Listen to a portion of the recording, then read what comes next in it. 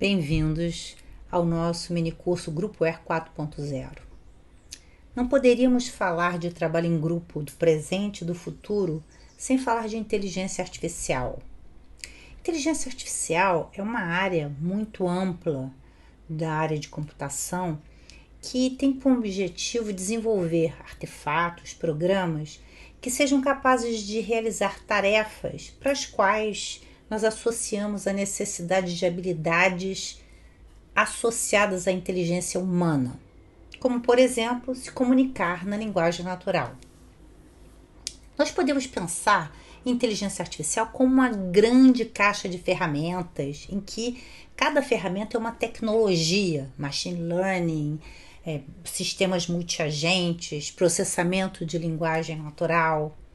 Eu escolhi para minha pílula de conhecimento para deixar para vocês hoje falar sobre bots.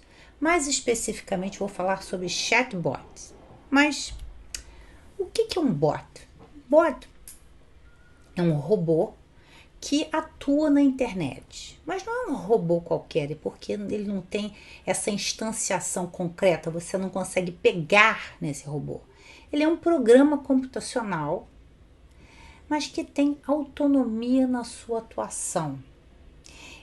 Nós programamos esses bots, mas dando a eles objetivos e metas, mas a gente não define qual deve ser o passo a passo. Essa é a grande característica dos bots. Por exemplo, nós poderemos ter bots que ficam na web procurando por alguma oportunidade de negócio, a compra de ações ou mesmo a compra de uma passagem que permita que a gente realize o nosso sonho de viagem que há muito tempo estamos planejando. Os bots permitem que a gente seja onipresente na internet e que realizem tarefa para nós. Os bots, eles também podem ser programados para fazer o mal. Por exemplo, os vírus de computador são exemplos clássicos de bots desenvolvidos para fazer o mal em nossos computadores, congelar, roubar nossa senha. Mesmo que eles não tenham essa característica tão devastadora, os spams são bots que enchem a nossa caixa de e-mails que não nos interessam. E mesmo nós temos bots que interagem nas redes sociais para propagar fake news ou mesmo para tentar mudar o curso de uma eleição presidencial. Vamos lembrar de 2016? Pois é. Os bots, eles estão por toda parte e às vezes a gente nem nota.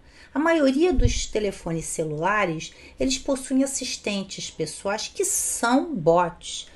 Quem tem um iPhone tem o Siri, que é um bot que nos ajuda, por exemplo, a controlar a nossa agenda e está sempre disponível para responder em linguagem natural, isto é, comunicar naturalmente conosco alguma pergunta que nos aflige, que pode ser desde o simples qual é a temperatura hoje, qual é a minha próxima atividade, ou pode ser coisas mais complexas e ele pode tentar achar para a resposta na internet e embalar como uma resposta para a gente. Mas a gente não precisa pensar nesses grandes bots. Nós já temos bots em que a indústria e o comércio eles estão se apropriando para servir, por exemplo, como assistentes na interação com os clientes, para tirar dúvida dos clientes.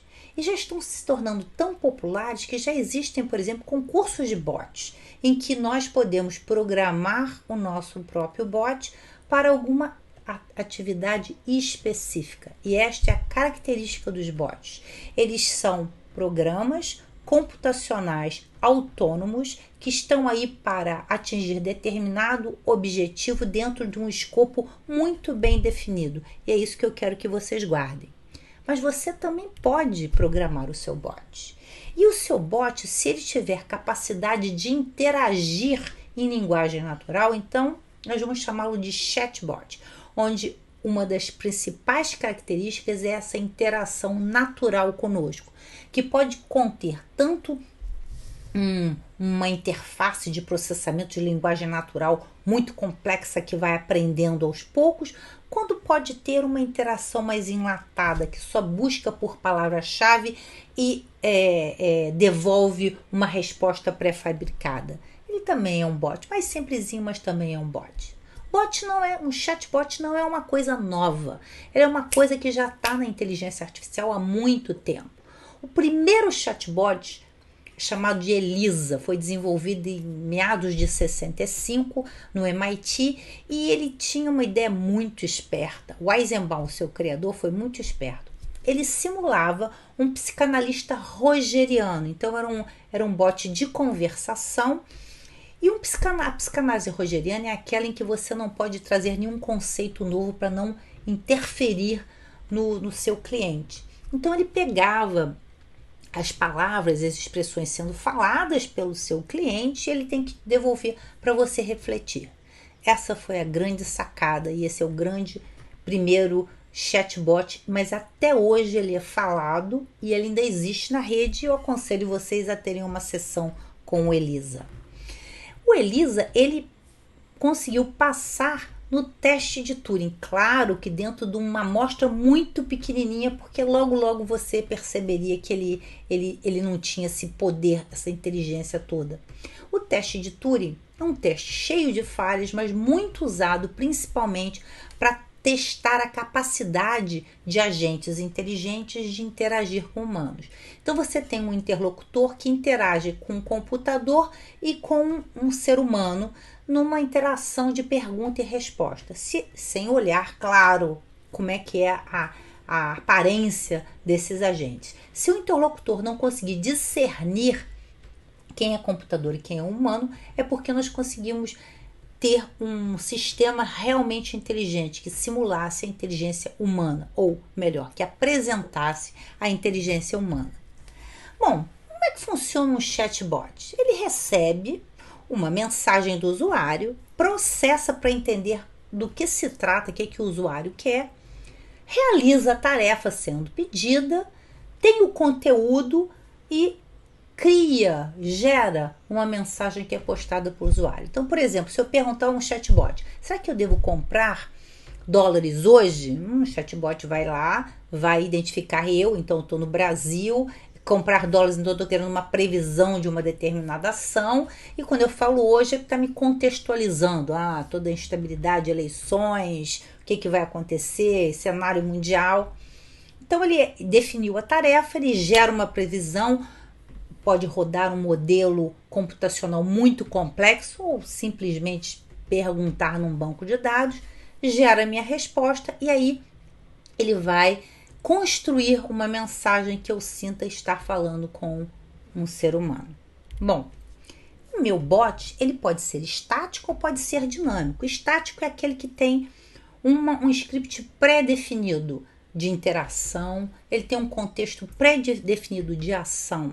O dinâmico, ele vai aprendendo, interagindo conosco. Então, com isso, ele amplia o seu arsenal de linguagem, ele amplia o seu arsenal de tarefas e com isso ele começa a ficar mais poderoso. Mas nós temos que ter cuidado, principalmente com esses bots dinâmicos, porque eles podem sair fora do nosso controle.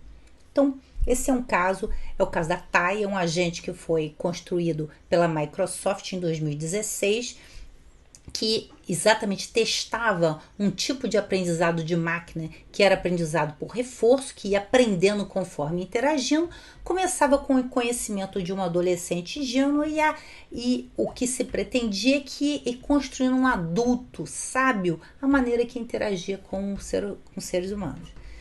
Qual não foi a surpresa? Em menos de 24 horas, a TAI se tornou nazista, fascista, machista, tudo de ruim.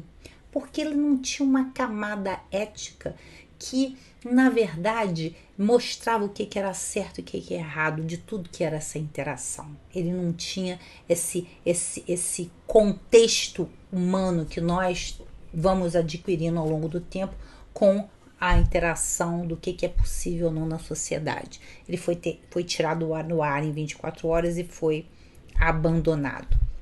Mas eu não quero falar aqui da construção desses agentes tão especiais, desses bots tão poderosos. Nós podemos criar bots poderosos com um contexto mais reduzido, usando plataformas. Então a gente pode construir esses bots na unha, implementando em C++, Java, Python, desde o início, ou podemos usar plataformas que já nos dão uma camada, já sabem, você quer construir um chatbot, já nos dão uma camada de interação que nos dá esse ponto inicial.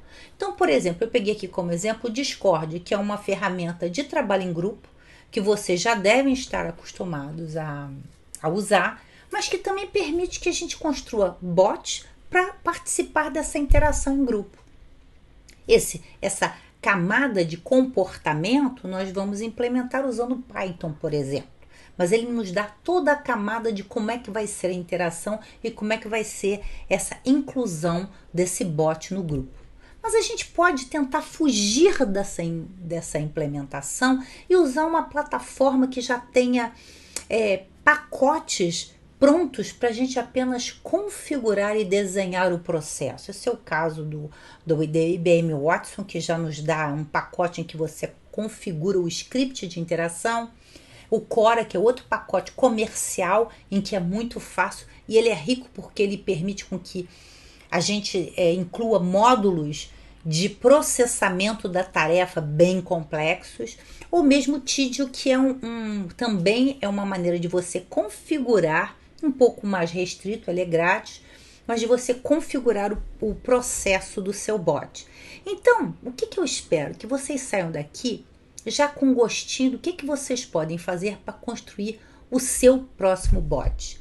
O bot de hoje, você consegue especificar tarefas repetitivas, tarefas em contextos específicos e tarefas em que você quer um feedback do usuário, quer interagir numa intenção de comércio.